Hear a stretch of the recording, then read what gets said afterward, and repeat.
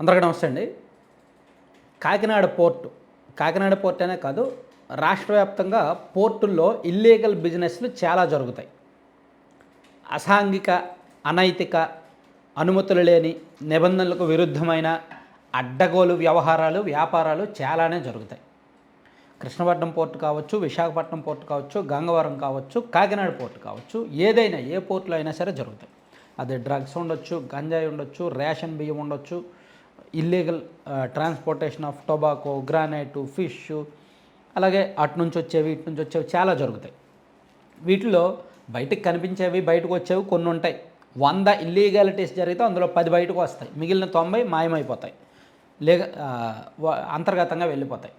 So ప్రభుత్వం సీరియస్గా పరిగణిస్తే, ప్రభుత్వం నిఘా పెడితే, ప్రభుత్వ పెద్దలు కనుక ఆరా తీస్తే, పట్టుకుంటే ఖచ్చితంగా దొరికిపోతాయి.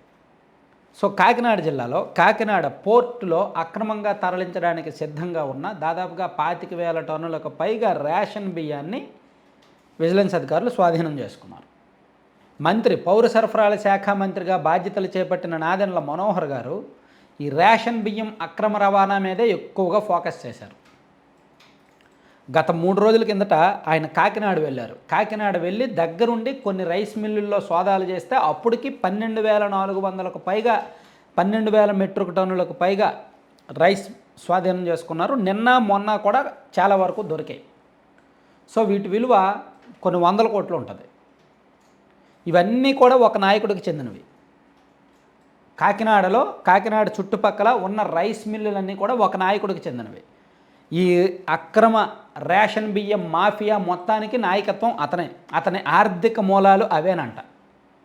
యాక్చువల్లీ మన రాష్ట్రంలో నెలకు 2,12,000 మెట్రిక్ టన్నుల బియ్యాన్ని రేషన్ రూపంలో పేదలకు పంపిణీ చేయడానికి ఉంచుతారు. అందులో సుమారుగా సగానికి సగం మాఫియా చేతుల్లోకి వెళ్తుంది. అంటే తక్కువలో తక్కువ 1,00,000 మెట్రిక్ టన్నులు బియ్యం రేషన్ మాఫియా ద్వారా సర్క్యులేట్ అయ్యి పాలిష్ చేయబడి అక్రమంగా ఎక్స్పోర్ట్ అవుద్ది. దానికి పోర్టులే మూల కేంద్రాలు. సో అలా రాష్ట్ర వ్యాప్తంగా పేరు మోసిన రాజకీయ నాయకులు కొంతమంది ఉన్నారు. దీన్నే ప్రధాన వ్యాపారంగా, ప్రధాన అక్రమార్జన వనరుగా మార్చుకున్న వాళ్ళు. దానిలో ద్వారంపూడి చంద్రశేఖర్ రెడ్డి గారి పాత్ర కూడా ఉంది.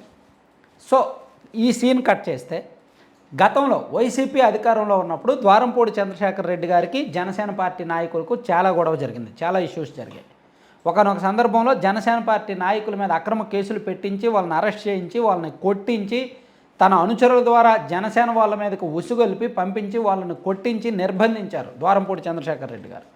దాంతో పవన్ కళ్యాణ్ గారు హర్ట్ అయ్యి కాకినాడ వెళ్ళి కాకినాడలోనే ఆందోళనకు పిలుపునిచ్చారు. ఒక రకంగా గత 5 ఏళ్ళు కూడా జనసేన పార్టీ కార్యకర్తలు ద్వారంపూడి చంద్రశేఖర్ రెడ్డి గారితో అనేక విధాలుగా పోరాడారు.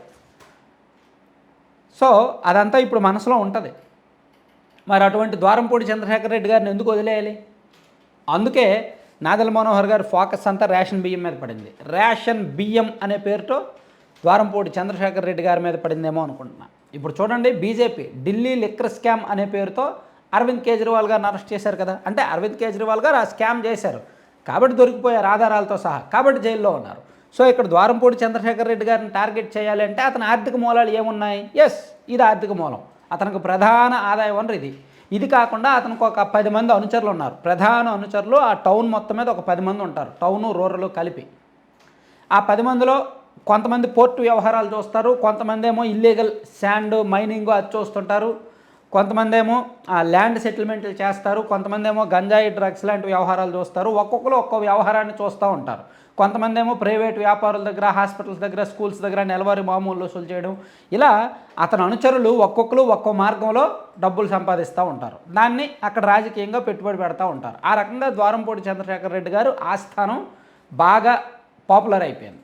ఆయన ఎవ్వరూ కదపలేనంత శక్తిగా మారిపోయారు. సో అందుకే ఇప్పుడు జనసేన అధికారంలో ఉంది కాబట్టి అతన్ని టార్గెట్ చేయడం మొదలుపెట్టారు. అతని ఆర్థిక మూలాలను ఒక్కొక్కటి దెబ్బ కొట్టడం మొదలుపెట్టారు. దానిలో భాగంగా అతని రెవెన్యూలో, అతని అక్రమాదాయంలో మోర్ దాన్ 25% రేషన్ బియ్యం ద్వారానే ఉంటుంది. కాబట్టి దీన్ని కంట్రోల్ చేస్తే అతన్ని కంట్రోల్ చేసినట్టే అని బహుశా జనసేన పార్టీ అనుకుందేమో. మేబీ ప్రభుత్వం చాలా సీరియస్గా ఉందేమో. అందుకని నాదెండ్ల మనోహర్ గారు ఈ వ్యవహారం మీద ఫోకస్ పెట్టారు. ఇదే ఫోకస్ చాలా చోట్ల, నేను చాలా చోట్ల రాష్ట్ర వ్యాప్తంగా దాదాపుగా ఒక 20కి పైగా రైస్ మిల్లులు ఉన్నాయి, బాగా పేరు మోసిన రైస్ మిల్లు. రేషన్ బియ్యం అక్రమంగా పాలిష్ చేసి తరలించడానికి, నిల్వ చేసుకోవడానికి కొన్ని గోదాములు, కొన్ని రైస్ మిల్లులు కేవలం వీటి కోసమే నడుస్తాయి. సో ఇప్పుడు ద్వారంపూడి చంద్రశేఖర్ రెడ్డి గారితో ఇది ఆపేస్తారా, ఈ అక్రమ రేషన్ బియ్యం అనే కథని ముగిస్తారా, లేదా ఇంకా కొనసాగిస్తారా అనేది చూడాలి. సో ప్రస్తుతానికైతే దాదాపుగా ఒక 100 కోట్లకు పైగా ఆర్థిక మూలాలు దెబ్బ పడినట్టే.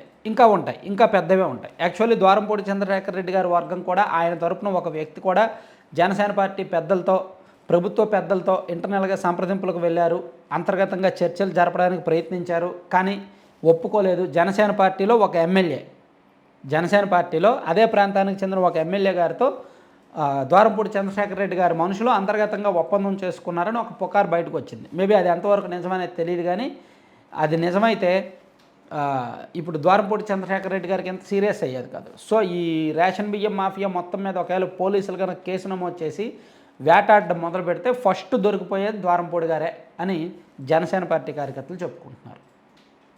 Thank you.